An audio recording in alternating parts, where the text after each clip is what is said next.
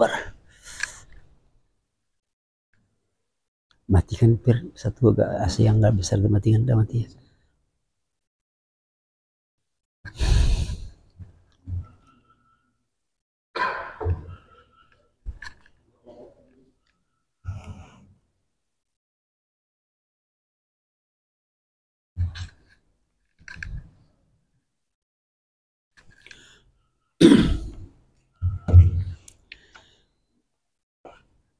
Bismillahirrahmanirrahim.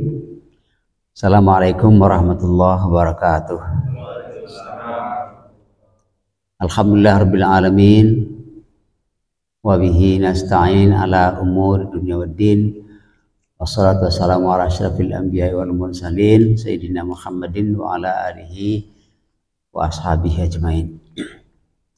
Yang kita hormati Pak Rektor serta pimpinan dan seluruh keluarga besar Universitas Cangkuning, bersyukur kita kepada Allah Subhanahu wa taala masih dalam keadaan sehat walafiat dan tetap dalam keadaan bersemangat. Umur boleh panjang, ya, tenaga boleh berkurang, tapi semangat tak boleh berkurang, harus tetap ada. Karena itulah yang dikatakan hidup. Dalam Al-Quran disebutkan bahwa ternyata memang hidup ini adalah pilihan. Wahdahun najdain, ya, man syaa fal yu'min wa man syaa fal yakfur. Jadi ada iman, ada kufur. Mau apa, pilihannya ada pada kita. Itu sudah menjadi qudratullah seperti itu. Kalau tidak seperti itu, maka tidak ada alasan Allah untuk menghukum, tidak ada alasan Allah untuk memasukkan ke neraka atau ke surga. Allah juga punya alasan kenapa ini masuk neraka, kenapa ini masuk surga. Jadi oleh sebab itu pilihan ada pada kita.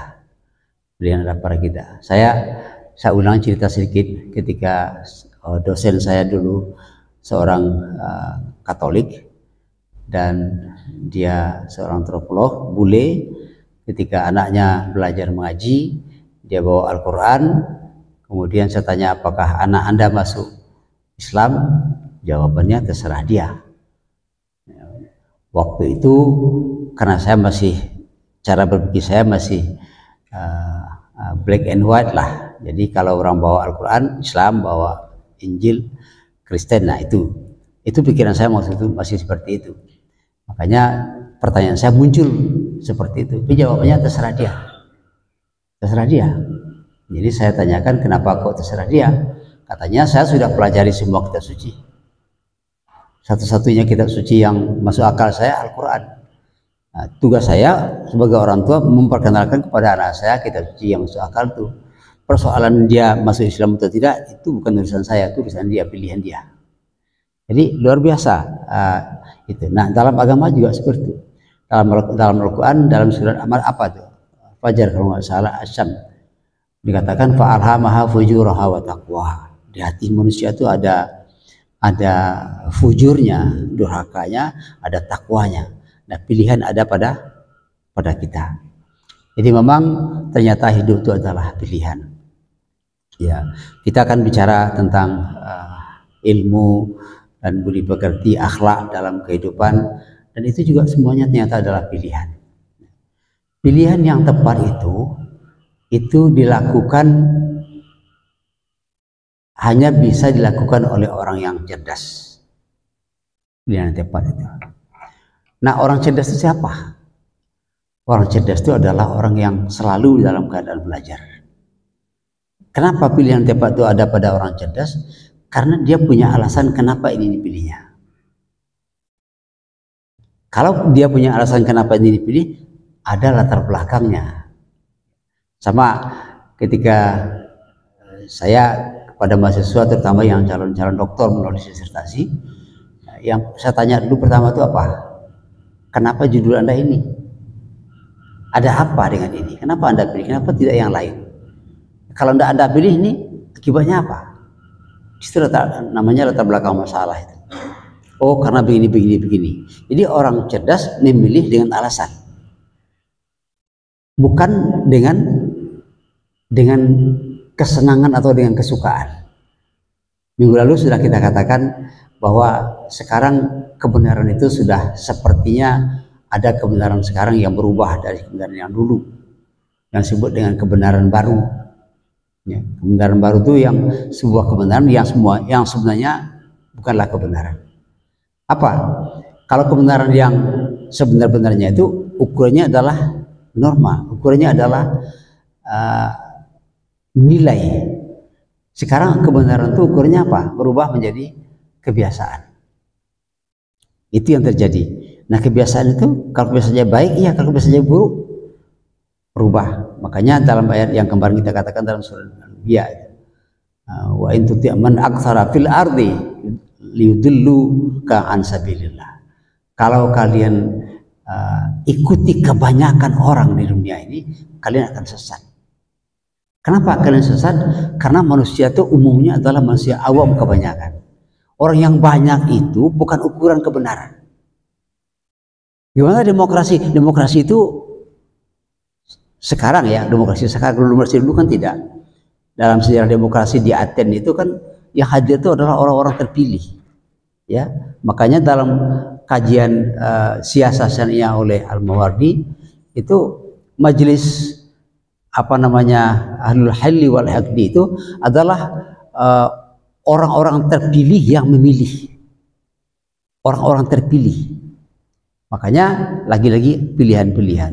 Oleh sebab itu maka dikatakan tadi, kenapa orang cerdas, pilihan orang cerdas yang tepat? Karena orang cerdas itu memilih dengan alasan. Di Inggris itu pemilu itu sebelum Perang Dunia, kalau mereka pemilihan itu beda suara orang terpelajar dengan tidak terpelajar berbeda. Orang yang terpelajar suaranya 2, yang tidak terpelajar suaranya 1. Nah itu kenapa pilihan orang-orang terpelajar itu berbeda. Tidak sama dengan pilihan orang awam. Pilihan orang awam itu sama dengan pilihan anak-anak. Contoh yang paling tepat itulah pilihan yang diberikan kepada Nabi Musa. Ketika Fir'aun mengetes, betulkah Nabi Musa ini anak-anak yang lurus, yang tidak ada apanya, dia ini kan tidak tahu apa-apa, kata istrinya kepada Nabi Musa. Karena Fir'aun kan membunuh Nabi Musa. Karena kata Fir'aun, semua laki-laki akan menjadi lawan politiknya. Kalau lawan politik itu harus dibunuh. Ya, saya nggak tahu Anda terjemahkan aja tuh sekarang gimana gitu. Ya. Jadi harus dibunuh. Kata istri Fir'aun, ini kan anak-anak kecil, ini anak-anak bodoh. Nah, coba dites, kasih kue, kasih bara.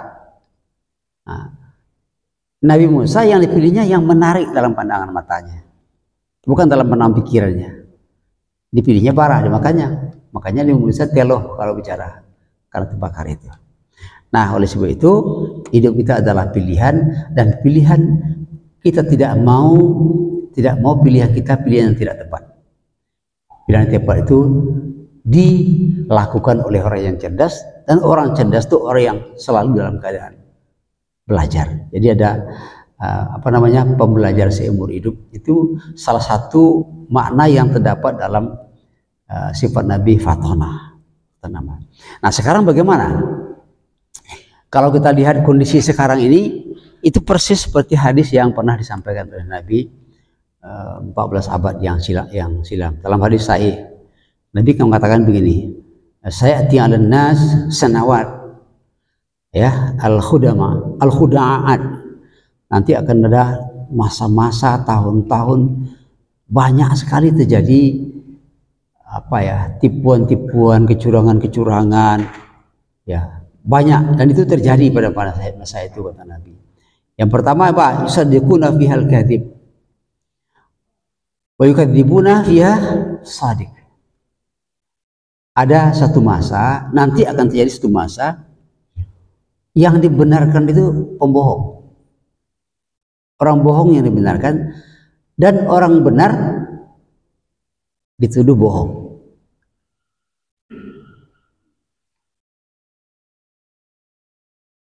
Kan banyak terjadi seperti itu sekarang, ya.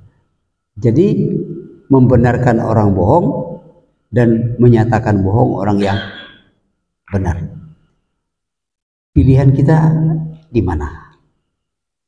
Apakah kita ingin dibenarkan orang banyak, kemudian kita berbohong, orang kan anggap itu benar? Atau pilihan kita, biarlah dia dianggap kita berbohong, tapi kita bicara benar. Ini pilihan. Orang cerdas memilih ini bahwa dia tahu karena akhir-akhirnya nanti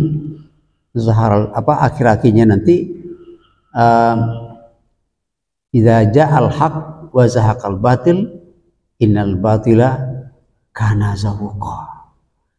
Jadi orang cerdas itu melihat tidak sekarang, tapi jangka panjang.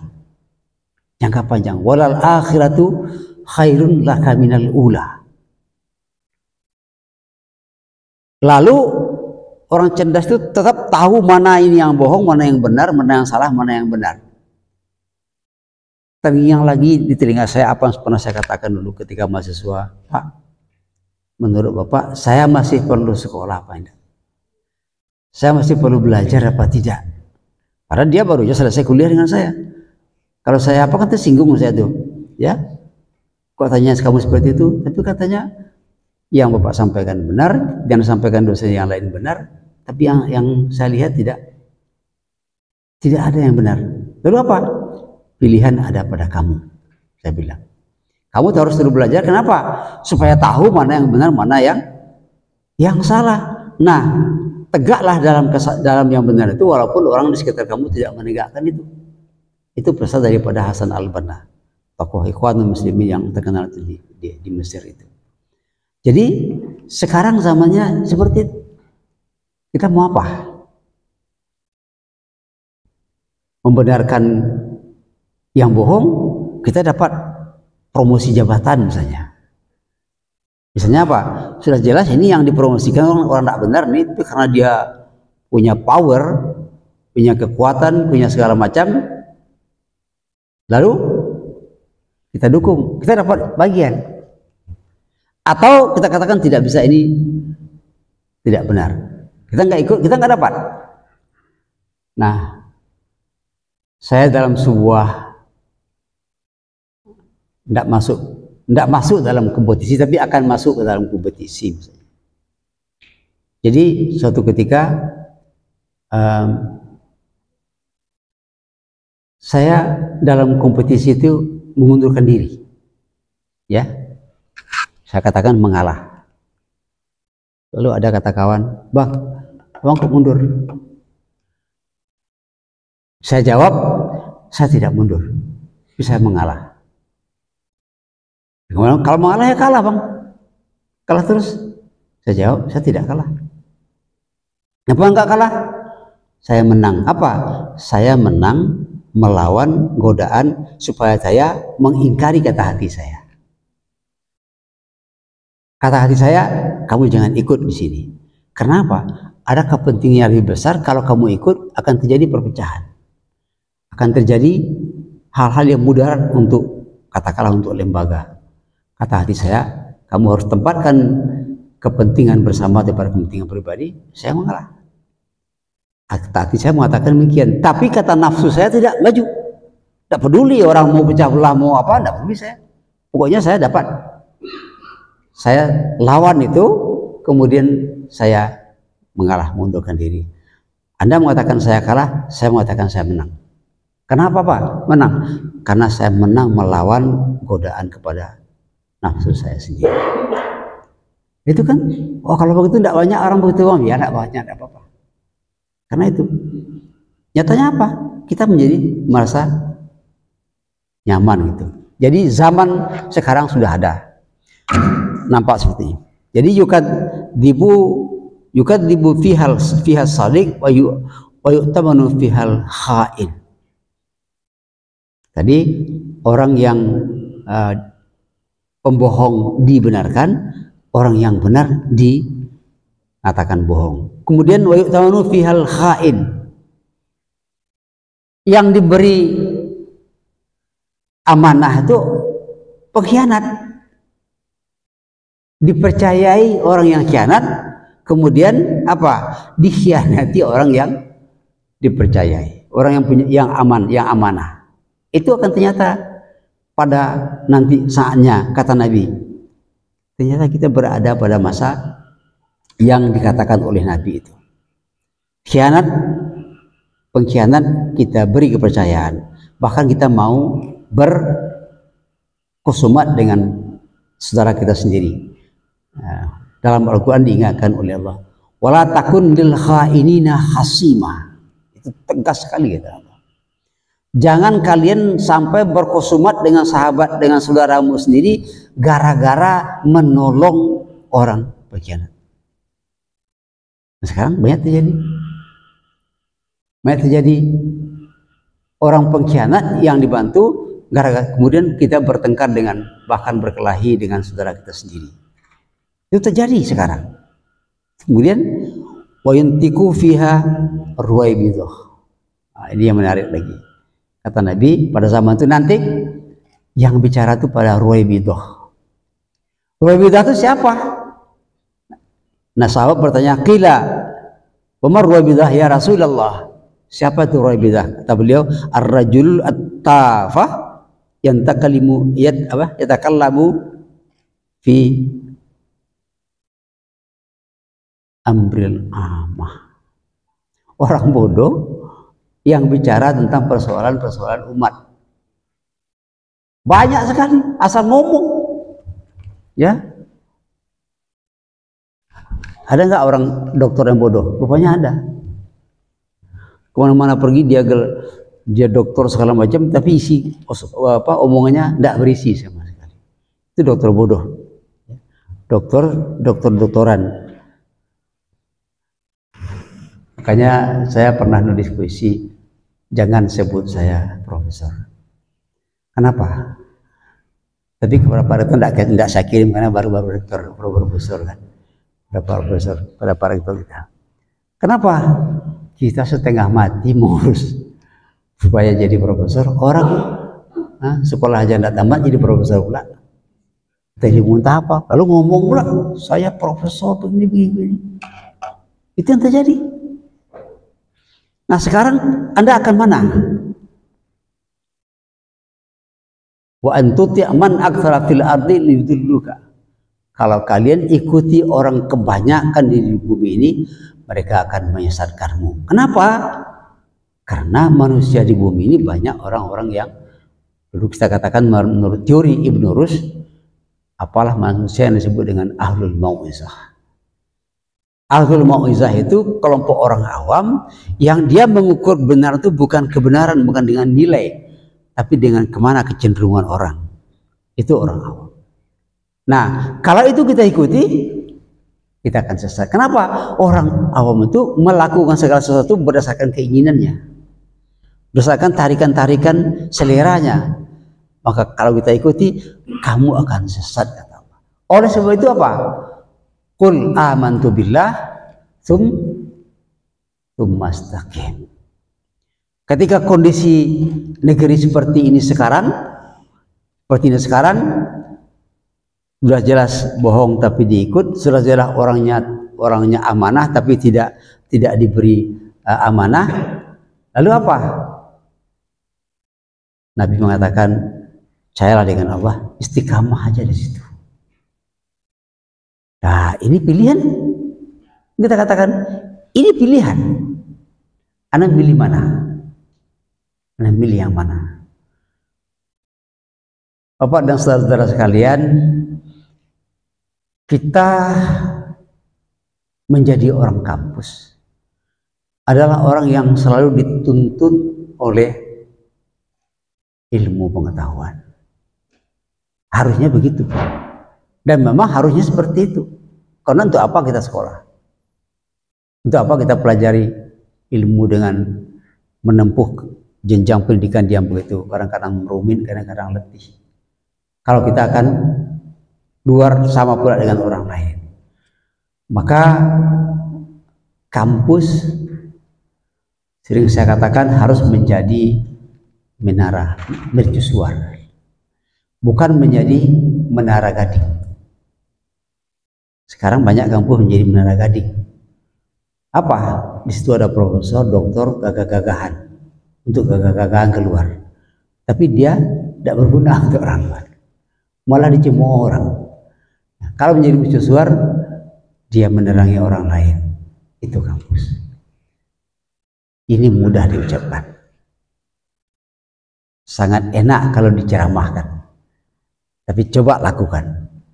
Nah, disitulah apa namanya, qul amantu billah tsumastaqim.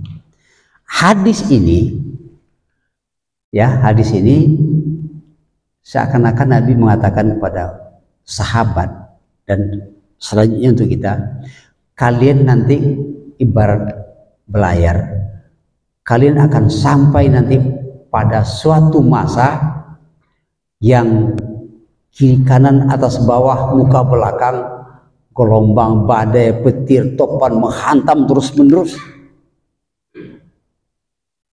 Apa yang harus kalian lakukan? Kita katakan, tetaplah nakhoda, pegang kemudi, tetaplah kru berada pada tempat masing-masing mendayung sampat, pegang teguh aturan yang ada, kapal akan selamat menempuh tujuan. Tapi ada yang mengatakan begini, kan Nabi sudah prediksi, Pak, kalau zaman ini akan seperti sekarang. Ya untuk apa lagi, biar aja kita ikuti aja. Nah, kalau diikuti ya kata Nabi tadi, akan tenggelamlah semua. Kalau bahasa orang kampung saya, artinya karam sekampung. Ya. Karam satu kampung. Saya dengan Pak Edi pernah jadi satu tim di sebuah tim sel. Jadi ketika sudah mentes orang dengan serius, dengan jujur, dan ada orang-orang tertentu yang nilainya tinggi, tapi ada permintaan tertentu supaya ada yang nilainya enggak tinggi dinaikkan untuk menjadi tinggi. Itu pilihan. Pak Edi masih ingat itu. Malah dititip pesan dari yang maha tinggi supaya ini, saya yang paling senior, yang tua, sempat emosi. Kenapa? Orang yang ikut tes itu ada yang dari Pulau Guntung sana, ada yang dari dalam Meranti sana, ditinggalkannya anak istrinya, dia sungguh-sungguh mengikuti tes. Apakah akan digeser? Karena nilainya tinggi. Saya tidak mau. Betul-betul tidak mau. Prinsip. Maka sempat saya katakan, jangan kalian kira kalian dari kata itu hebat semua. Kami juga di sini juga ada yang hebat. Kalau enggak, kalian turun langsung ke sini, kalian tes sendiri, lakukan sendiri. Keras seperti itu. Tapi itu menjadi perjuangan yang apa? Yang paling berat apa? Saya buka aja sini, apa-apa saya buka aja. Di arena MTQ itu terjadi. Disuruh kita ada pesanan begini. Saya katakan saya tidak mau. Oh, ini pesan dari Bapak ini, Pak. Suruh dari sini Bapak, ngadap saya. Ini tidak mungkin ngadap saya. Tapi akibatnya apa? Saya hampir pingsan menahan perasaan itu. Saya menghindar sebuah ruangan. Waktu itu UAS ikut dalam tim itu. Pak, katanya, pulanglah kita. Dibawanya saya ke hotel waktu itu. Kenapa? Bertentangan dengan batin. Nah, orang seperti Bapak ini, kata sebagai kawan, ya kalah terus gak ada bawa. Saya tidak pernah kalah. Saya tidak pernah kalah. Biar menjadi orang asing sendiri. Tetapi itu tadi, mikir kan, kalau gini untungnya begini nih, ini bagaimana? Hidup adalah pilihan, dan kita harus melakukan pilihan yang cerdas. Artinya kita harus cerdas. Untuk menjadi orang cerdas, tidak berhenti belajar. Dan untuk belajar jangan satu pelajaran saja. Ya. Makanya Allah mengatakan orang cerdas itu memanggilnya dengan ibadi.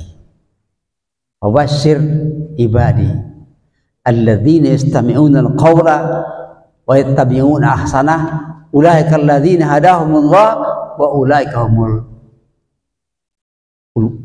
hum ulul albab. Orang cerdas itu orang yang terhadap pembelajar. Orang pembelajar itu suka mendengar kemana-mana, mendengar ke sana, mendengar ke sini, belajar ke sana, belajar ke sini. Mengapa? Wa yattabi'una ahsanah, diambil yang terbaik itu dan diamalkan. Maka pilihlah yang terbaik itu. Makanya kalau kita lihat tokoh-tokoh kita, ulama-ulama kita dulu, dia tidak belajar hanya kepada satu orang tertentu saja. Dia tidak hanya belajar kepada satu aliran saja, dia belajar kemana-mana. Sekolah ke sini, pesantren ke sini, segala macam. Imam Malik itu gurunya 600 orang. Imam Malik. Padahal beliau itu adalah golongan tabi'in. 300 orang gurunya dari sahabat. Tahulah kita sahabat yang dekat dengan Nabi, tahu dengan Nabi. 600 orang daripada tabi'in. Begitu dia belajar, tidak merasa bahwa dia sudah tahu semua. Ketika dia ajukan pertanyaan orang 33 pertanyaan, jawabnya sama satu. Yang lain saya belum tahu. Sekarang ada pengajian.